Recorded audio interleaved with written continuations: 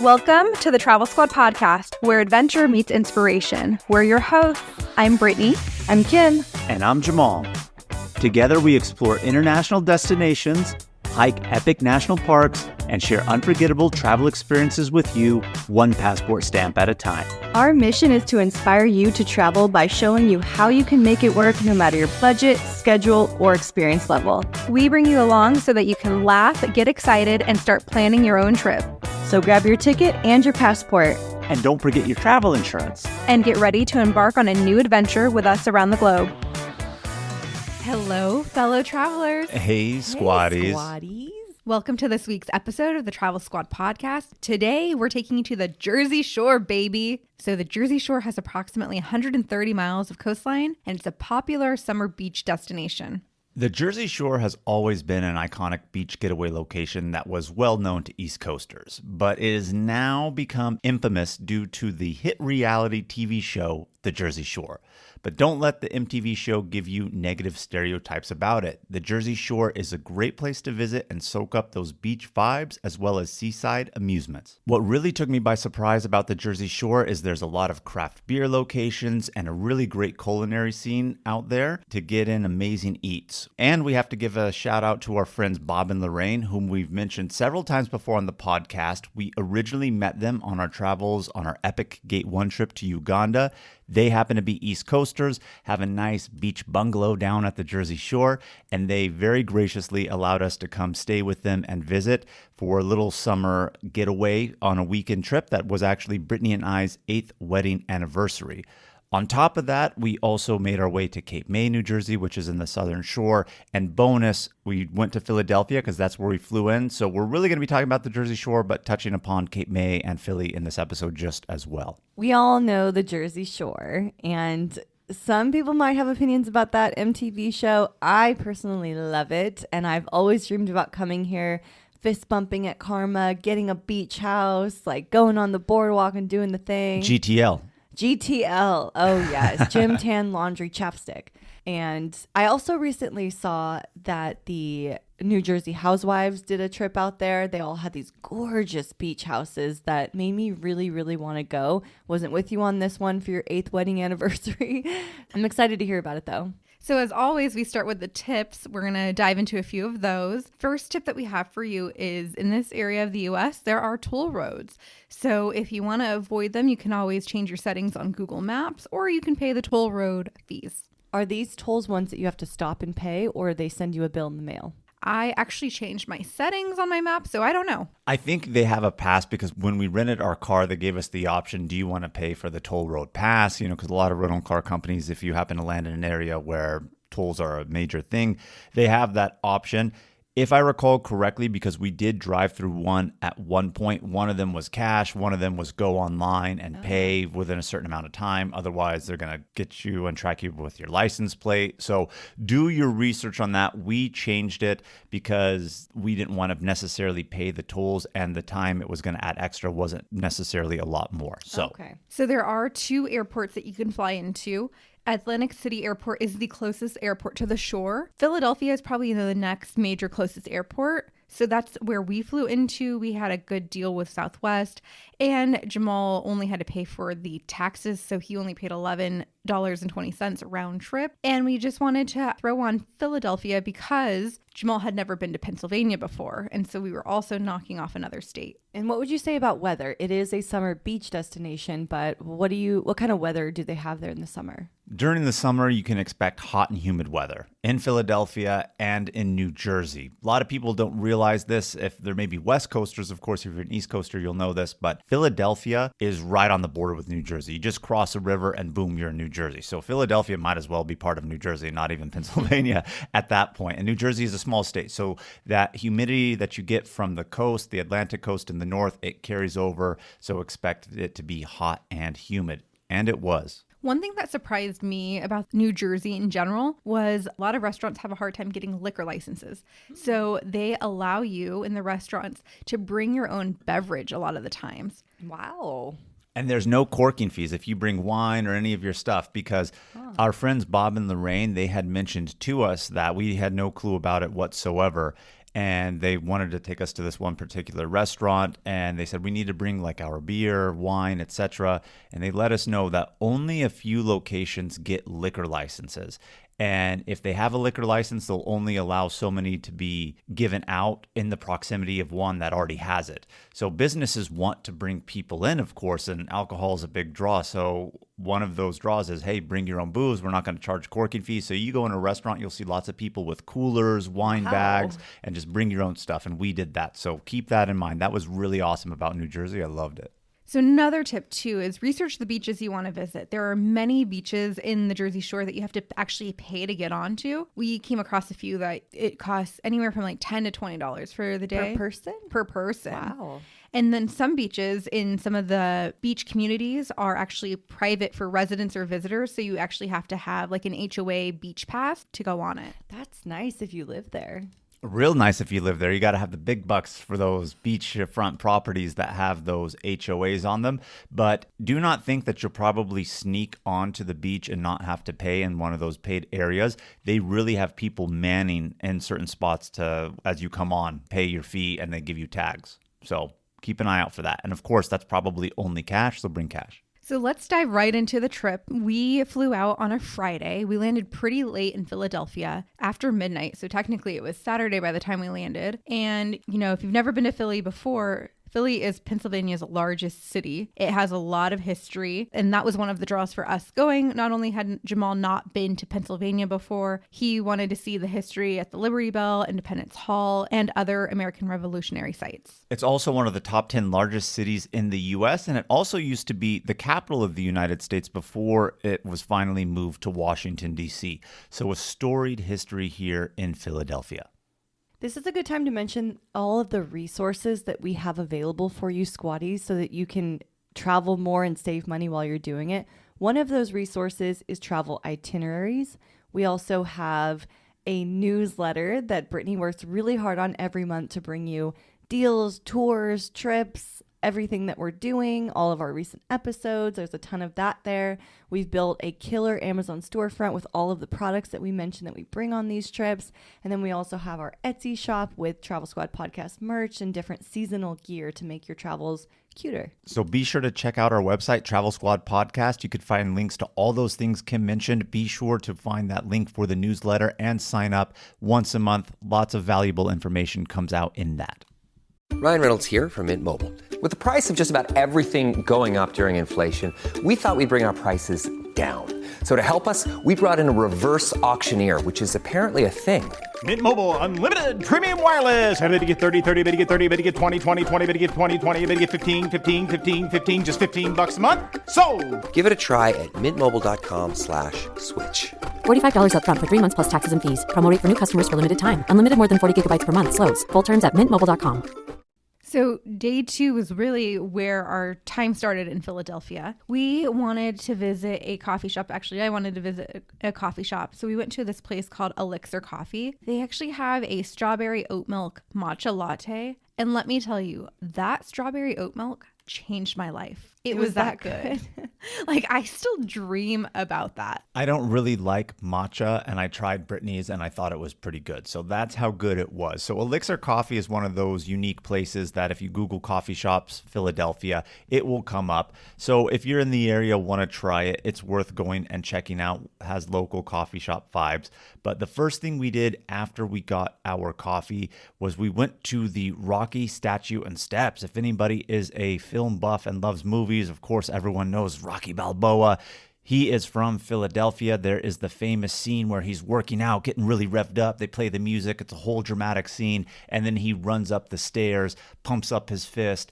And the city of Philadelphia has paid homage to Rocky himself and created a statue at the base of those steps. Lots of people go there just for the cinematic history and value of it and like to actually climb and run up the steps and recreate Rocky's movements and run. But we found it very difficult to get out in this area. It was really hard to find parking. It's like a roundabout, and there's no good parking or offshoots on it. So we just really drove by and saw it from there. We saw the Rocky statue. We saw a lot of people running up the stairs. So definitely popular. If we had more time, also time was an issue issue for us. So if we had more time, maybe we would have put in more effort to park and get out. But we just did a little drive-by for this.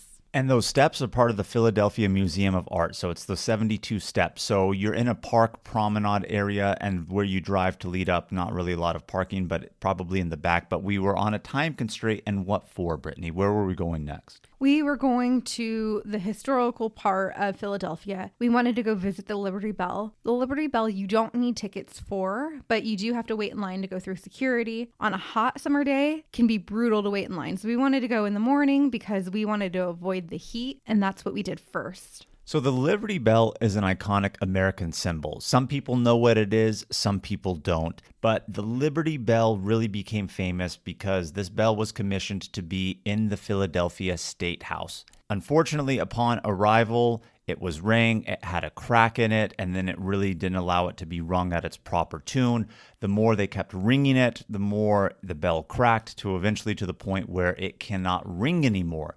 But why it has significance in the United States of America and a popular tourist attraction right at the steps of Independence Hall is because of the few times it was rung to call attention to the masses and public for the first public reading of the Declaration of Independence when it was signed. When the Constitution was signed, a lot of people are confused. Declaration of Independence, Constitution, think it's the same thing. That's not the case. The Constitution wasn't even signed till after America had won the Revolutionary War, which was several years after even signing the Declaration of Independence.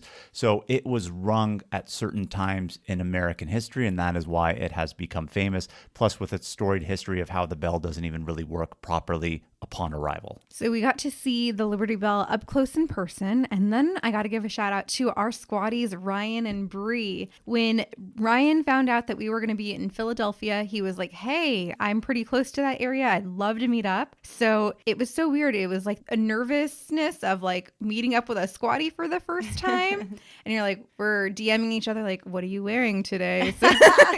So like we know who to look for, and like, okay, I'm standing outside of the Liberty Bell.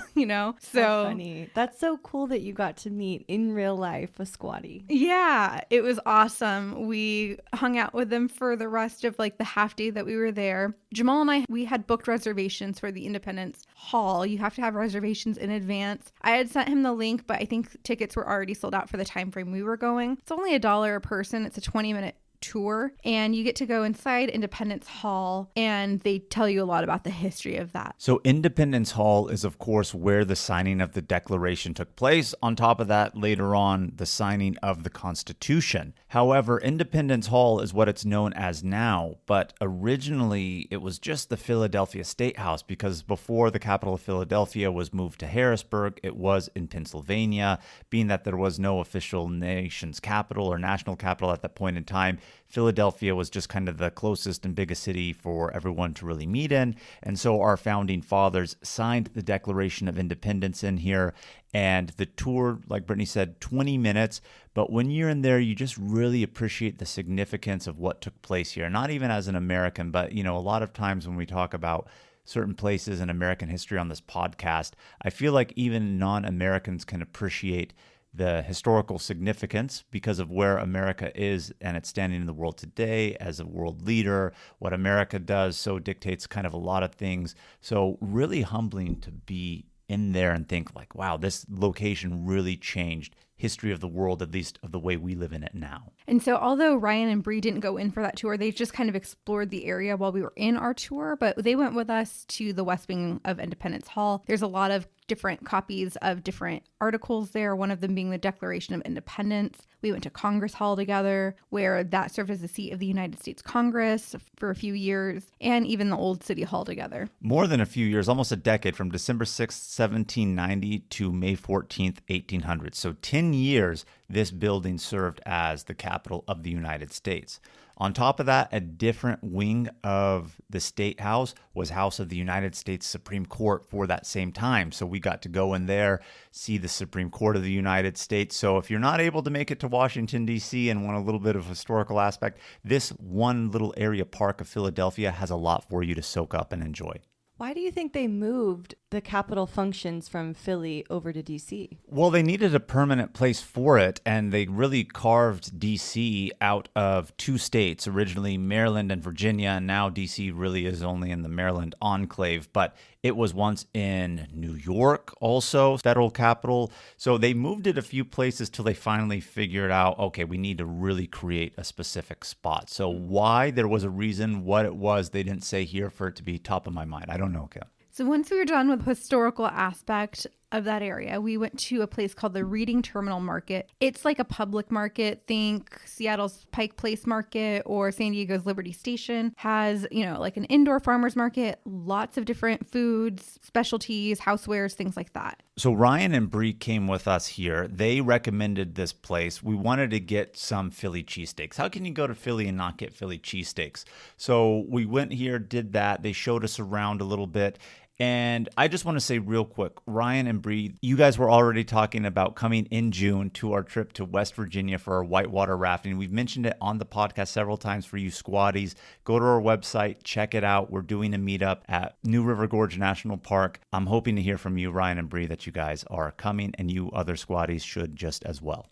Ryan and Bree were so great at this reading terminal because we want to get the Philly cheesesteak. And I didn't even know that there's a huge lingo about Philly cheesesteaks and how to order them. Like, people can get different types of cheese on it. Like, you can get cheese whiz on it. If you order it with cheese, you don't say, I'd like a Philly cheesesteak with cheese whiz. You just say whiz wit or whiz without. I mean, there was a whole lingo. Like, you could almost look like an idiot in another country not speaking the language trying to order something if you're ordering a cheesesteak here. They know if you're from Philly or not based off of how you order it. And I was like so blown away.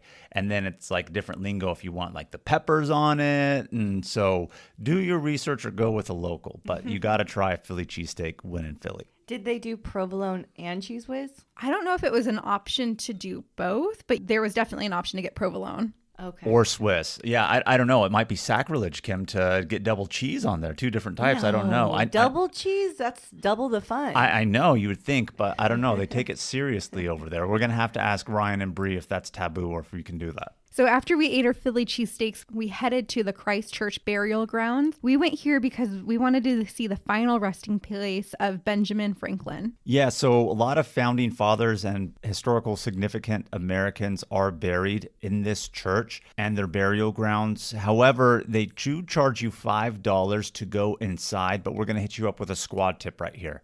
Don't pay the $5 to go inside because most people are wanting to really see Benjamin Franklin's grave. You can see it right from the sidewalk. He's up against the fence. So just find the one spot if that's all you want to see and save yourself the $5. But if you're really more into American history, want to appreciate a historic burial grounds from a significant church, plus the historical aspect of founding fathers, other significant Americans, you can pay the $5 and go in. Then we walked over to Elfreth's Alley. This is one of the oldest continuously inhabited residential streets in the United States. It's really cool. The structures were built back in 1720 to 1836, and some of them are still for sale today, of course, but it's just really cool to walk down this alley in this neighborhood and check it out. There's even a museum there as well. I think the street was a little bit cobblestone too, was it not, It Brittany? was. What's that famous street in Boston that they say is like one of the oldest streets in the world too?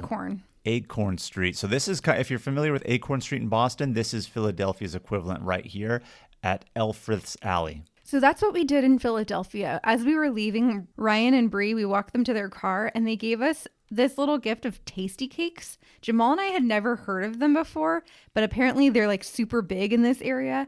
And they gave us the butterscotch crimpets and peanut butter candy cakes, and they were delicious. If you don't know what a tasty cake is, think almost like a Hostess cake. It's almost like a Twinkie. It's almost like a Zinger cake from Hostess. So very similar, but they only sell them in the East Coast because I think it is specifically a Philadelphia, New Jersey thing. Hey, Kim, have you ever heard of water ice? No. Maybe you've heard of Wooder ice because they don't say water. It's Wooder. Wooder? Wooder. I have not heard of either. What is that? So it's like a icy dessert. It's more coarse than like a sorbet, but it's basically like water, fruit, and sugar like all blended up together. And it's supposed to be really refreshing on a hot summer day. It's like very popular in that it can also be called like Italian ice. Have you heard of Italian ice? Yes. Almost like shave ice from Hawaii, right? Yeah. but different. But yeah, we decided that we had to have some water ice. And so we went to John's Water Ice, and I think we tried a pineapple and mango combination. Good. I liked it. What'd you think, Jamal? I liked it a lot. You know, someone can say these things are just glorified snow cones to some degree, but it was really good. I enjoyed it a lot. This place, John's Water Ice, probably one of the most popular places to get it in Philadelphia. They are cash or Venmo only, so don't go there expecting credit card. There's not really anywhere to sit. You order at a counter, they give it to you. You're going to want to eat it right away, especially on a hot day, because otherwise it's going to melt, but really refreshing after being out in the sun. And then from here, we drove to Lavallette, New Jersey. That's where Bob and Lorraine have their beach bungalow. And Lavallette is one of the nicest beach communities on the Barnegat Peninsula. And this is technically the Jersey Shore, yes? Yes. Oh.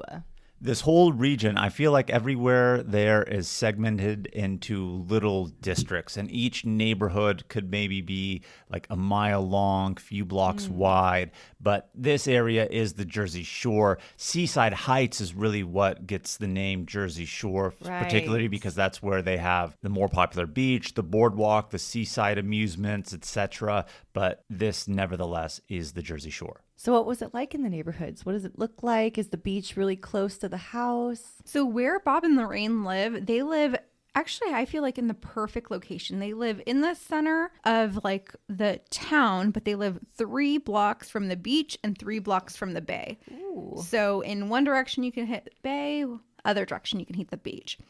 Unfortunately, because of the hurricanes in the past and the destruction that the hurricanes have caused, like Hurricane Sandy caused to the area, they have had to put up sand dunes. So all of the houses that were on the beach side now look out to these sand dunes. And so some of them lost their ocean view. But you just got to climb the sand dune and there's the beach. So Bob and Lorraine were telling us it was a big uproar. People, I mean, you can imagine if you bought beachfront property and then the government came in and said, hey, we're just going to block your view with sand, you'd be pissed. But it's really for the protection in case another hurricane comes. I mean, this area was decimated by Hurricane Sandy. Seaside Heights, in that area where they have the rides. I mean, there's famous images of the pier breaking, the roller coaster going out to sea. So it was really devastating. But this area has been built back up. It's alive and thriving. And what I really appreciated about this area is the homes are really nice and quaint, right? They're not designed in this area specifically to be big or huge. They're just like little beach bungalows. But there is such a sense of community that I felt in our couple days there that I haven't really ever felt in any other neighborhood that I've been in. Everybody knows each other. You're out walking. Everybody says hi. And it's not just saying hi to strangers. You're talking to them. Hey, when are you going to stop by? People will come out in the evenings when it gets cooler, have drinks out on their patio. And it's basically like an open bar of people coming and migrating. And it's just like the sense of community that I really loved out there. Yeah, definitely. Like we got there in the evening and Lorraine had a little charcuterie board of sorts, right? And we were eating out on the patio and on the other side of the fence. And the fences are just, you know, like half body fences, the white picket fences. Their neighbors were on the other side. And so we're chatting with the neighbors and they're like, oh, you guys want a beer? They're handing beers over the fence, you know, and then the other neighbor from the other side was over at the neighbor's house. So everyone's just kind of like right there talking. They came over, had a drink. They brought us dessert. So like everyone kind of just like communally hangs out at night and has these little events. I know Lorraine for 4th of July, they usually do like a block party and every house will have like, they'll have a theme. So one year they did a movies theme. So Lorraine had little Jaws themed drinks and like bites. And so everyone on that street that wants to participate picks a movie and they'll do a bite and a drink themed to that movie. And then you just kind of house hop. Aww. And I think like 20 different houses participated. So by the end of it, you can get pretty slosh if you're tasting a drink at every single, house. But really cool. They live in this community where almost every house there in their section is a beach bungalow. So 2 beds, like 1 bath, about like 520 square feet. So tiny little beach getaways. Some people though have retired and made this like their primary residence. And there's a lot of controversy in this area about like how you're able to build up the place because before they were all beach bungalows on the ground. Well, then when the hurricanes took things out, they are allowed to put them up on stilts. house, but they were only able to like build them up a certain amount, right? So then they got this kind of under the house storage. But now you can actually build patios underneath your house with like fans underneath and expand out and expand up. So they have all of these regulations and different things. It really inspired me to buy a house out there. I like, honestly, I really enjoyed my time with that sense of community that I felt. But other than that, of course, we got a unique experience because we know locals out in the area. People visiting may not get that sense of community feel, unfortunately, but nevertheless, Jersey Shore, you're going to enjoy it. Let's start talking about some of the highlights. So after we had our small bites with Bob and Lorraine, they walked us down to the beach. We got to see the sand dunes. We got to see where people lost their ocean view. But really cool to see the beach at the Jersey Shore. I mean, it's iconic, right? And then they have these boardwalks where you can walk by the beach homes. The beach homes aren't bungalows. They are much larger, really beautiful. Some of them have huge decks that look out to the ocean on the second story. So this is a perfect spot to rent a beach house. And that kind of really wrapped it up for the night. It was really Philadelphia travel day, hang out with Bob and Lorraine. Then the next morning when we woke up, it was Sunday. The first thing we did, they took us for a 4-mile walk around the island in the morning. You're going to want to do it before it starts to get really hot. In the morning is when you see most people really active going on their walks before they go to the beach or go about their day doing something inside, running errands, because it will get hot. Where did they take us around the island, Brittany? Mostly around the community. Their community has 1,000 beach cottages. Like I said, they live in the middle of the island. We walked to the beachfront, then we walked through town, then we walked on the bay side, and then we walked back to their cottage. On the bay side, there is spots to put like boats or jet skis. So they showed us where they house their jet skis that they have. In the summer, water sports is great activity out there to enjoy as well. Yeah, and you can see lots of people either playing pickleball. They have basketball courts along the bay side. On the beach side, of course, you'll have those big homes that Brittany was talking about, or bigger homes. And then the beachfront promenade to walk on and enjoy the views of the ocean, cross over the sand dunes, lay out. So it was just a little morning tour that we did.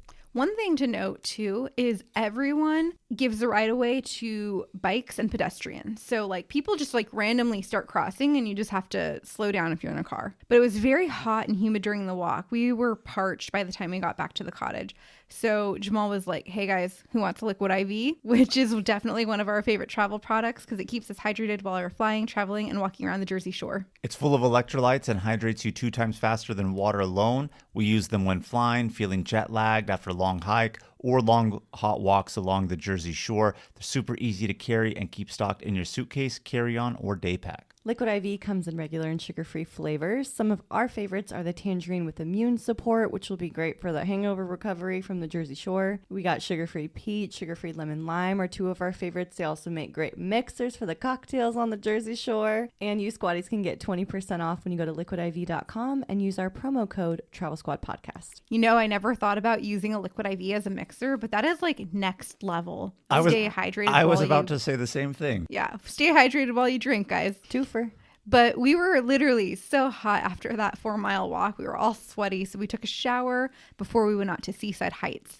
Because there was an option to walk to Seaside Heights, right? It's going to be a little bit more of a walk from where their home is, but definitely doable. If it was a little cooler, we probably would have done it. But we're like, no, let's refresh ourselves, shower, made our way to Seaside Heights. This is the iconic Jersey Shore that everybody knows and thinks about, where they have the amusements and the rides, and of course, the famous Jersey Shore house. We actually literally parked in front of the Jersey Shore house. The garage is still painted the same way. They actually offer tours before they actually rented out the house, but the manager said that the house would just get completely trashed every time they rented it out because everyone just like wants to party. Mm-hmm. So they stopped renting it out and now they do Jersey Shore house tours. What we did in this area was really walk along the boardwalk, got to see the different rides, different food options that were available, see everybody out on the beach. The beach was bumping. Let me tell you, what I did not see was Snooki trashed roaming the beach.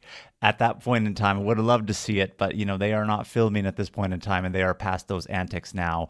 But never. Oh, I don't know about that. Well, and not at that level. I don't know about past those antics, right? But I don't know about at that level where she's going to get arrested these days.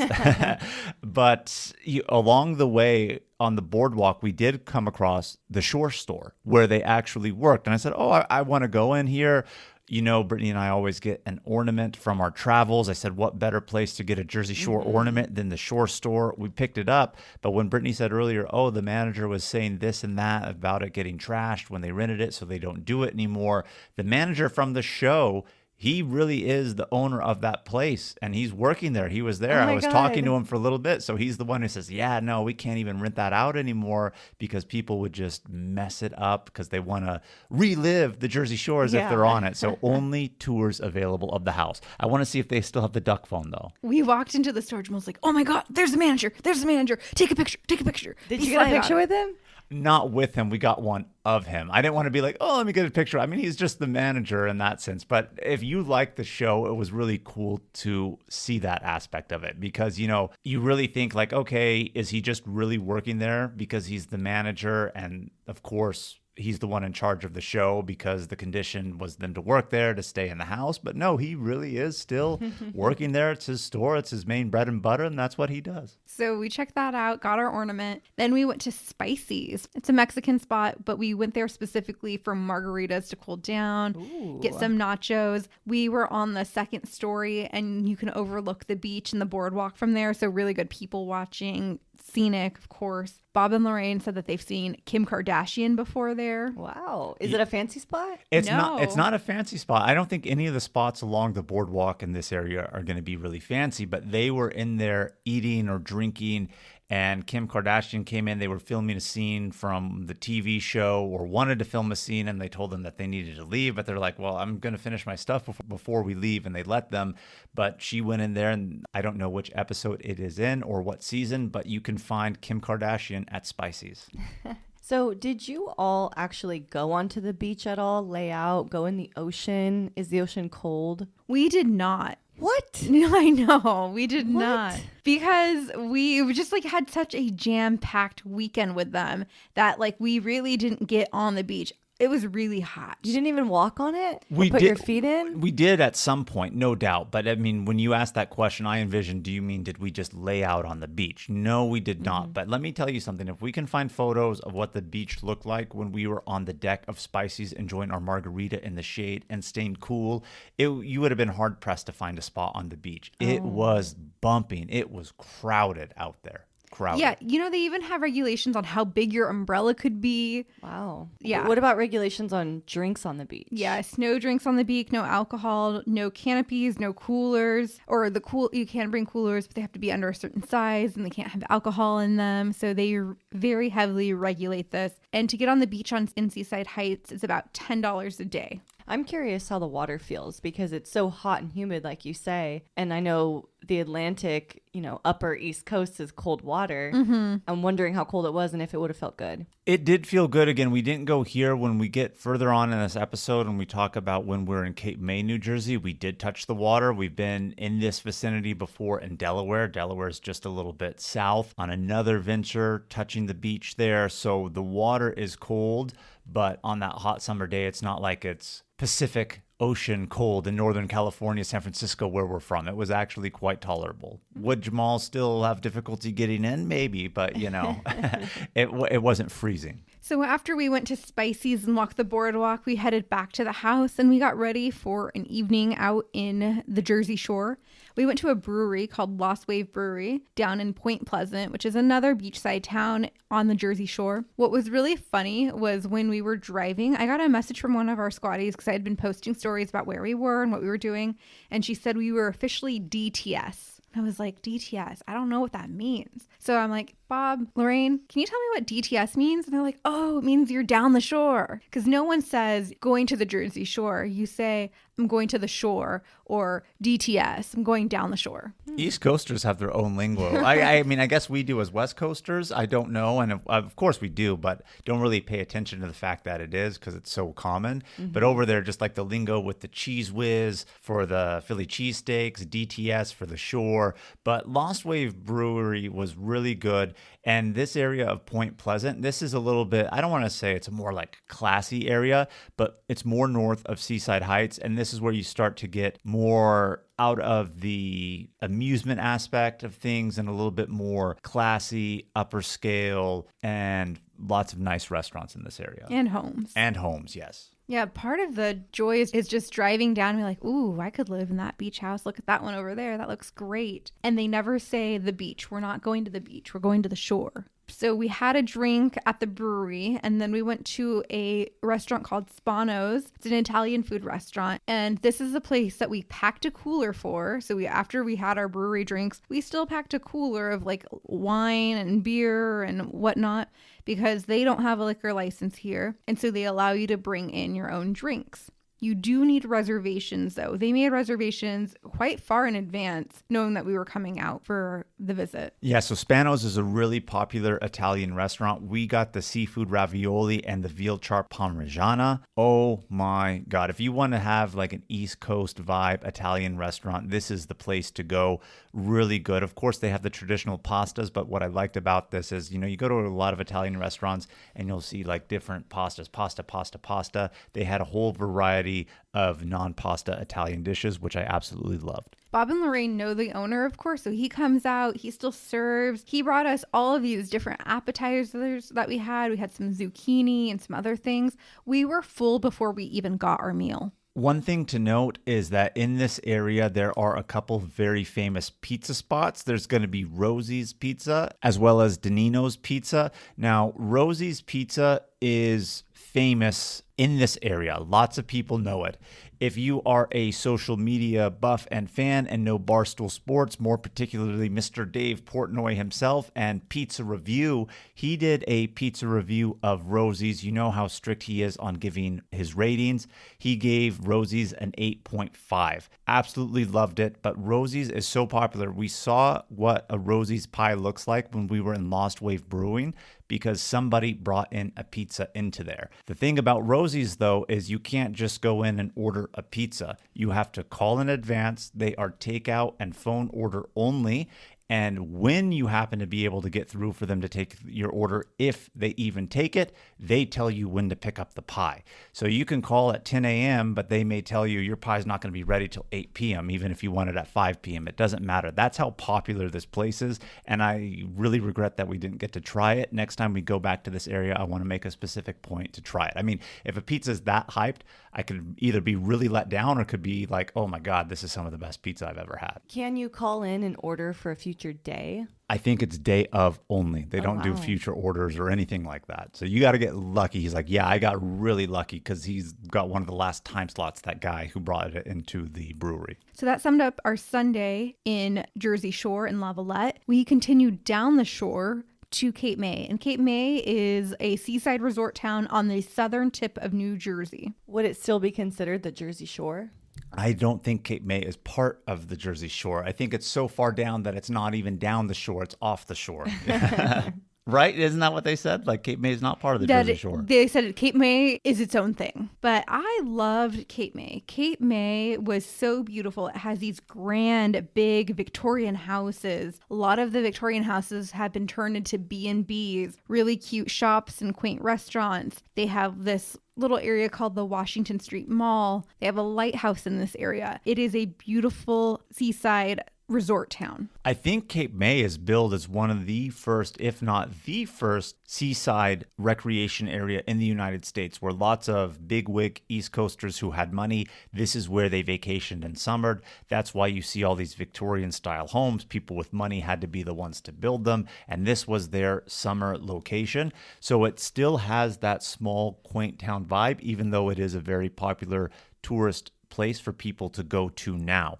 What brought us specifically to Cape May, Brittany? So the reason why Cape May was even on my radar was because I have an old coworker. We used to work together in San Diego. She is a nurse and she decided to leave nursing, and her sister owns one of the inns in Cape May, and she decided to become an innkeeper and run the Mason Cottage. So she was like, hey, come out sometime and come visit us in Cape May. And so we stayed at the Mason Inn with her. The entire town of Cape May is haunted. So if you love the paranormal and spooky activity, this is a great town to visit. It definitely was haunted. Our room was haunted. I think we'll touch upon that a little bit later. But when we first arrived into town, one of the things we wanted to do was get some coffee. So we went to Out There Coffee. We got a vanilla lavender iced coffee, or Brittany got the vanilla lavender iced coffee. This was in that mall area, correct, Brittany? Yeah, at the Washington Street Mall. What did you think of the vanilla lavender iced coffee? Worth the stop? I think the coffee was really good. Lavender was a little strong for my preference, but the vanilla aspect was delicious. So, Kim, I know you wouldn't be all about this because you are not a seafood person, but if you're going to go anywhere near the ocean, especially East Coast, they're really big into their lobster rolls out there. So we said we have to try a lobster roll. It's going to be fresh out the ocean right here. We went to Lala Lobster, and Brittany and I ended up splitting one of those. It was really good. I enjoyed it a lot. Probably one of the more popular spots to get a lobster roll in the area of Cape May. And Lala Lobster is right next to the beach. So, of course, we watched the little beach promenade and boardwalk area, and they were patrolling the beach here too. And the guy was like, oh, you guys have a beach pass? And we're like, oh, no, we were just hoping to touch the Atlantic. And so he let us on the beach. We got to put our feet in the water, kind of just walk through the sand and all of that, and just, get a little beachside experience. By the time we had that little early lunch, it was time to check into the Mason Cottage. So the Mason Cottage is a 10-bed Victorian home. It's so beautiful. I loved it. Every room, it's uniquely decorated, has that Victorian feel. Our room had a fireplace, a little living room area. We had a huge bathroom with a jetted tub in it that we definitely used as well. And then the bedroom's separate from all of that.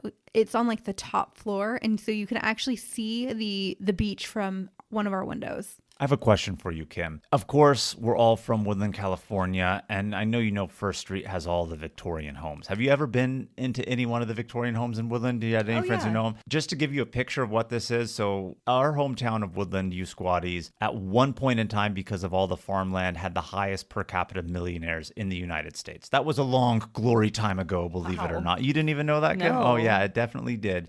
And so there's one stretch where First Street has all these Victorian homes. Imagine First Street in Woodland, but like blocks and blocks and blocks. Like if you went over to really Second pretty. or Third, that's exactly what like Cape May Central area looks like away from the beach. Just one block in, you start to get all those Victorian style homes. Different colors, sizes, streets lined with trees. These streets are so old, they weren't even designed for cars. So unfortunately, a lot of the bed and breakfasts in this area do not have designated parking spots. You're just going to have to fight for parking on the street. But what they do have, because these roads were built in the time of horses and carriages, they still have the classic horse tie posts like along the street, so you can see those, and it's a little ode to the past. So we stayed here at the Mason Cottage, obviously because my friend works there, but they offer a 2-course breakfast. Every room has a different name, decor, like I said, and then they have a water and tea station on the inside. They even had bikes that you could borrow. So we did a little bike riding with a beach cruiser. Complimentary bikes at that, not even for rent, complimentary bike. Beach towels, and they have umbrellas because it's known for a nice summer storm too. So after we checked in and got settled, we did something that would be right up your alley, Kim. We went wine tasting. Cape May has a winery. Yes, we did the tasting, and then we got a glass of wine and then a snack as well. Because we went in summer, the vineyards were like nice, full. You could see the grapes hanging down off the vines. Pretty. It was really pretty. And what kind of wine? Like dry, sweet? I think we got something a little sweet. Yeah, we ended up just getting some white wine. I mean, we did the tasting, then we got a glass of wine, but the tasting was inside. Where we sat afterwards when we had the wine was outside. Being that it was so hot, you want a white wine to really cool you down, something crisp, something refreshing. They weren't really too sweet. Of course, I am not a sommelier or big wine connoisseur to go in depth, but I wouldn't say they were overly sweet. They were just good, sippable wines on a hot summer day. And even if wine isn't your thing, it's a nice vibe out here to just go as a place to sit and relax. Then we headed on over to a place called Higbee Beach. So we did go to the beach again, I guess, Kim. And from here you can see there's a ferry that you could take from Delaware into Cape May, New Jersey. That's one of the things I appreciate about the East Coast is the states are a lot smaller. So you could get from one place to the next. I mean, we were just in Philadelphia, which is in Pennsylvania. You drive not too far, you're on the ocean in New Jersey. Then I go a little bit south and, I'm looking across the river, granted so wide, far across, but I'm looking over into Delaware, right? So the state highway that they have in that area is a ferry. So if you want to get there, instead of driving the long way, they have a ferry to put your car on to get into Delaware. But this area of Higbee Beach is a nice little tucked away area where you can relax and probably enjoy a little bit more serenity than the more used beachfront areas in Cape May. And for dinner in Cape May, we went to a place called the Lobster House. This is a very old restaurant where they're still wearing like old traditional outfits. Like what? Like skirts and like pilgrim? Yeah, vibes? Almost like that. Yeah. But this place is so big. It was kind of confusing because they have like a main dining room. They have a place to get to-go orders. They have a raw fish deli and they have a raw bar. So we wanted specific things, but you can only get some things on some menus. So we were confused about where to go and where to order. It took us a little while to get acclimated here. Yeah, there was a big line. We started to stand in that as soon as they opened. Apparently that was the line for the main dining room. We didn't want to eat at the main dining room because the main dining room didn't have the eats that we wanted. And then we were told, no, if you want this, go there. But somebody directed us to the raw bar, which is where you pick up food to go and not really do the quick over-the-counter dining. So if you're going to go to the Lobster House, it's really, really popular. Just be mindful that it's really confusing. Kind of figure it out before you go of what you want so you know what line to get into and not as confused as Brittany and I. We enjoyed it. Did we absolutely love it? I don't know. But when we're in a place that's known for its seafood, we always like to try to get seafood. So we did here. I would eat here again, but I'm not like, I absolutely love the Lobster House. Yeah, I would agree. So by this time, we wanted to head back to the Mason cottage. We wanted to see if Ro and her husband Eric wanted to go out and get a drink. They were able to get away from the cottage for a little while. So we went to a local bar. I'm not going to name the local bar because when I was asking her like, are we going to go to this place? She was like, no. And she like whispered where we were going to go because they want to keep it local, whatnot. But let me just tell you, it is a Victorian, beautiful home with a wraparound porch with rocking chairs on the deck. So you can get your drinks and just lay back, rock in the rocking chair and get very nice, just like relaxing vibes. There was live music, just good scenery all around. What we really wanted to do, and they suggested this place, and of course Brittany's keeping it a little bit secret because it is a local spot. It's kind of tucked and hidden away. What we wanted to do was go to the Brown Room at Congress Hall, and then they came up with this alternative. So I'll let you squatties know about Congress Hall because this is where we originally said that we wanted to go get a drink. The Brown Room is their bar and lounge. And originally Congress Hall was called the Big House, but the founder of Congress Hall, which is just really a giant hotel, the founder, Thomas Hughes, he was eventually elected to Congress and he was a representative for the state of New Jersey. With his political power and influence, of course, he knew the likes of other politicians and presidents. So at Congress Hall, Presidents Franklin Pierce, James Buchanan, Ulysses S. Grant, as well as Benjamin Harrison, all vacationed here. And during the Harrison presidency, he officially made it his summer White House. He would spend months here at a time during the summer. So a lot of official U.S. government business and work was conducted here at Congress Hall. But the Brown Room is one of the more popular and famous places to get an evening nightcap and cocktail in Cape May. So I think this is a good time to talk about other trip ideas that we have upcoming for you. We have 2 trips in this year that you can join us. One is an independent trip meetup and the other is an inclusive guided tour. One of those trips that we're going to be doing, I mentioned earlier when I was talking about our squatties, Ryan and Bree, is to New River Gorge National Park. We are going to be doing whitewater rafting, river floating. There is also zip lining, hiking in the area. So it's going to be a really fun weekend getaway. This one is the independent meetup. You can go to our website, Travel Squad Podcast, see where we're staying, use the promo code TSP for 20% off when you do that booking. The other one is a Napa Valley wine wine weekend trip on November 1st through 4th of 2024. This one's really cool. This is more of an all-inclusive hosted experience. You'll get yourself to San Francisco and then the rest is taken care of for you. So we'll be your tour guides. We have transportation, wine tasting, wine dinners, breakfast buffets. We also have a little hot springs excursion going in there, and it's going to be a really, really good time. So go to our website, like Jamal said, travelsquadpodcast.com. All the information is there. We also have a promo code for that one. Use the code paid in full. When you book the whole trip, pay in full, you get $200 off. See you there. So Tuesday was our last day, and I will just say I regretted not spending 2 nights in Cape May. If I were to go back, I would definitely spend 2 nights there. I agree. I really love the quaintness of it, the Victorian home vibes. But when we woke up in the morning, we said, before it gets hot, we got to utilize what the Mason Cottage has. Let's take some of these bikes. And we rode the bikes to the beach boardwalk. And then we continued on to the Cape May Lighthouse. Yeah, it was a very nice early morning bike ride. Then we made it back to the Mason Cottage for their 2-course breakfast. What are the 2 courses? Well, it changes. So as a matter of fact, at the Mason Cottage, they will alternate the day. Every other day in the morning, breakfast will be a sweet thing, and then the alternative day will be a savory. And then the following day, sweet again. So they go back and forth, back and forth. We happened to be there on a savory day. They had a breakfast cheese souffle as the first course. Really good. And the second course? So the other course, which we actually had first, was a yogurt parfait. Ooh, that sounds delicious. And then after breakfast at the Mason Cottage, what did you guys do? So we wanted to check out this other winery. It wasn't open when we went yet, but just the road to get there is really cool.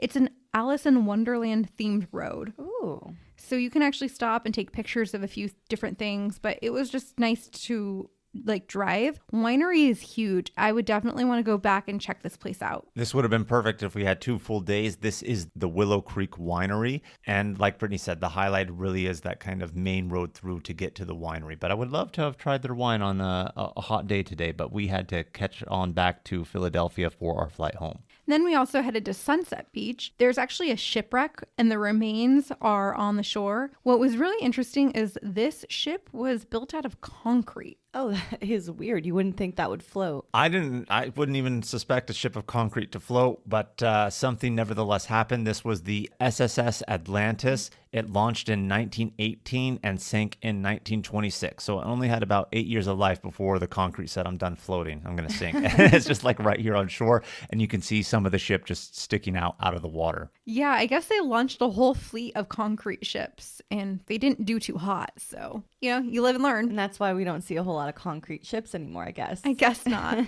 So you can see the shipwreck from Sunset Beach. So we checked it out. They also had a little gift shop in this area. We got a Cape May ornament from that area as well. On our way out of Cape May, we stopped at a place called Cold Spring Village. It is the largest open air living history museum in New Jersey. It felt similar to what Williamsburg felt like in Virginia. The 1800s come alive here. They have restored preserved buildings, 30-acre site. It was closed, but you can still walk through. Yeah, it was closed when we went, but some of the things you can see of the historic value, you can see people blacksmithing, printing, woodworking, basket weaving, bookbinding. So everything that you would expect to see in a small town before the big machines and masses took a part of it, you will see people as a living history museum doing these works. So it would be unique if we were there to see it, because we enjoyed it when we went to Williamsburg. Would have loved to see this type of stuff because we did not see this in Williamsburg. I've never really seen somebody do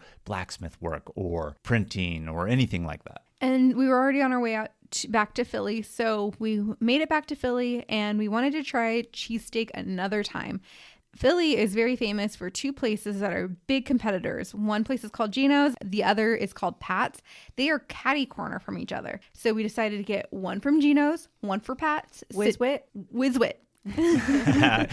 Yes, I'm glad you remember the lingo, Kim. So we got one of each, split it in half, and I would say, do you remember which one we thought was better, Brittany? No, I don't remember which one we I got didn't this think for. anyone distinguished themselves from the other. You know, it's a big local rivalry of which one is better because Pat's, again, is the original. Gino's is the second one, just catty corner, became a friendly competition. And they were good, but nothing to write home about to be like, oh, yeah, like this one is better than the other or vice versa. I didn't really feel that, but I am not a Philly native.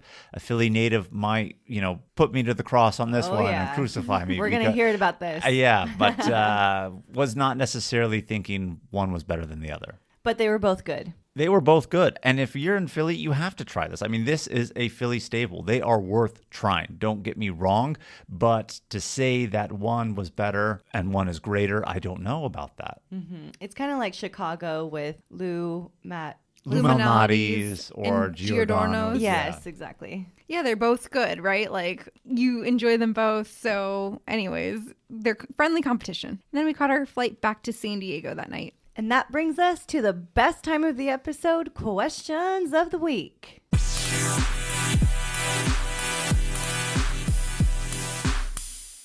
Our first question's coming from Jim out of Sacramento. Jim is asking, GTL, gym tan or laundry? You can only choose one. Well, Jim apparently knows the Jersey Shore. We mentioned GTL a little bit earlier. Gym tan laundry, only one. Wow, that's tough. That is tough. I'm going tanning. Tanning, I would say laundry because you got to look and smell clean. I would say gym because, of course, you want to be a little bit physical, but you can get physical doing everyday activities. Yes. Everyday activities, walking, doing a couple bends. Laundry, man. You want to walk around with dirty clothes, be unfashionable, Kim? Well, out here in the Jersey Shore, you might not need clothes, just, swimsuit. You wash it in the ocean. And also on the tanning. Oh, he's referencing in general, what would we do at the shore? Well, that's the I'm way you're assuming. taking the question. Okay, but well then. I will say, there is that saying, if you can't tone it, tan it. So who needs a gym when you have tanning?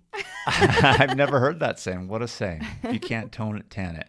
Mm-hmm. That's funny. I think I would still pick laundry, but I know, Kim, your heart is at the beach. Tanning is your vibe.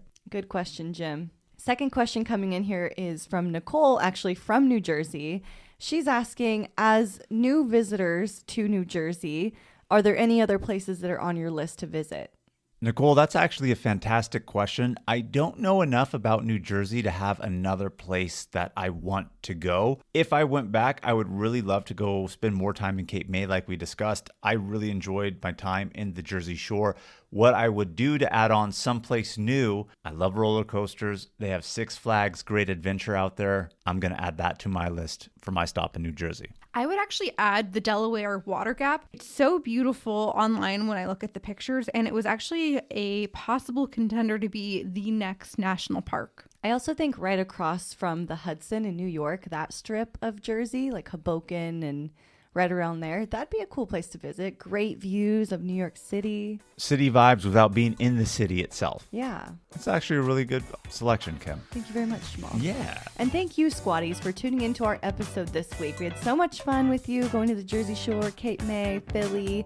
Make sure to keep the adventures going with us on all the socials at Travel Squad Podcast and send us in questions of the week. If you found the information in this episode to be useful, or if you thought we were just plain funny, please be sure to share it with a friend that would enjoy it too. And as always, please subscribe, rate and review our podcast, and tune in every Travel Tuesday for new episodes. Stay tuned for next week's episode. We have some more amazing adventures and tips in store for you. Bye, Squatties.